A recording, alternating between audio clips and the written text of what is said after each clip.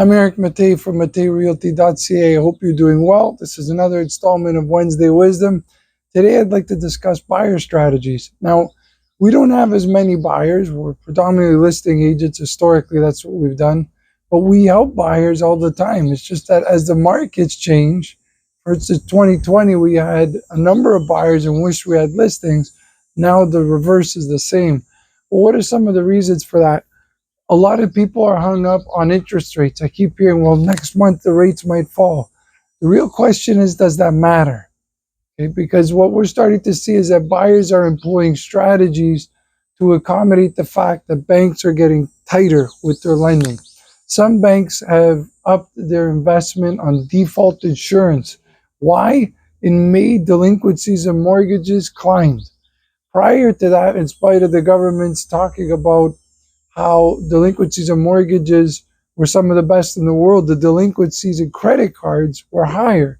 So where does that leave us at this point? Buyers have to be creative to satiate the demands that banks are putting upon them to get mortgages that years ago, a couple years ago, would have been easy to get. So what are we seeing as listing agents? In some instances on our listings, we see 4 buyers on the offer. Could be mom and dad, could be an uncle, someone with a different credit history or collateral that the bank could see that they could go after if something defaults. We're seeing VTBs. Some of you, even realtors, may not know what that is. It's a vendor take-back mortgage where the seller holds part of the debt, if not all of it, in order for the buyer to get into the home without qualifying for a B lender or a private lender. Now, when it comes to that, if you can't get an A lending, then you have to go to a secondary source, whether it's because your income doesn't meet it, the standards that the A lender, which is TD or the other banks, or otherwise. B lenders are more expensive, have different rates and fees.